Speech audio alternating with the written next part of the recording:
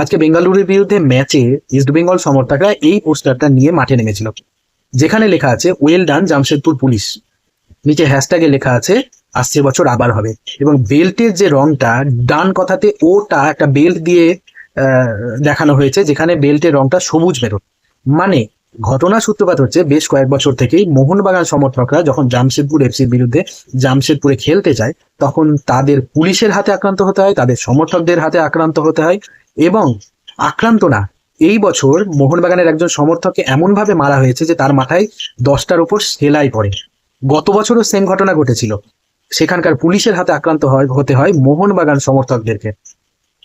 অদ্ভুতভাবে যে ঘটনার প্রতিবাদ করা উচিত ছিল ইস্টবেঙ্গল সমর্থকদের, একজন ফুটবল প্রেমী হিসেবে তারা জামশেদপুর এফসিকে ধন্যবাদ জানাচ্ছে মোহনবাগান সমর্থকদেরকে এভাবে বিনা কারণে তাদের ঘরের মাঠে মারার জন্য। তাহলে কতটা নিচে নামতে পারে। হ্যাঁ, তবু মেনে নেওয়া যায় যে এখানে যদি ইস্টবেঙ্গল মোহনবাগানের ম্যাচ হতো, সেটাও হয়নি।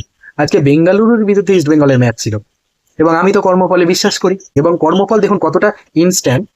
এই ম্যাচে একটা বিতর্কিত সিদ্ধান্তে রেড কার্ড খেয়ে মিগুয়েল ফিগুয়েরাকে মাঠ থেকে বেরিয়ে যেতে হয়, হয়তো কয়েক ম্যাচের জন্য তাকে সাসপেন্ডও করা হতে পারে।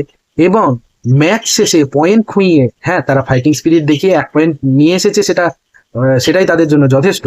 কিন্তু ম্যাচ শেষে ইস্টবেঙ্গল সমর্থকরা যখন রেফারিদের গাড়িতে ধাক্কাধাক্কি করছেন, গাড়ি থেকে রেফারিদেরকে বের করে এনে মারবেন এরকম ঔদ্ধত্য দেখাচ্ছেন, তখন আমার সেই পোস্টারটার কথা মনে পড়ছিল, যে পোস্টারটা তারা ম্যাচের শুরুতে মাঠে নিয়ে এসেছিল।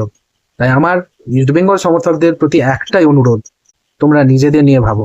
মোহনবাগান অনেক দূর এগিয়ে গেছে, কিন্তু তোমরা সেই তিমিরেই পড়ে রয়েছো। একটা ট্রফি যেত, একটা ইন্ডিয়ান সুপার লিগ যেত, তারপর না হয় আবার মোহনবাগানকে নিয়ে ট্রোল করবে। তবে অবশ্যই এই বিলো দ্য বেল অ্যাটাক গুলো মোহনবাগানকে করার আগে দ্বিতীয়বার ভাববে, কারণ মোহনবাগান সমর্থক সংখ্যা ইস্টবেঙ্গলের থেকে অনেক বেশি।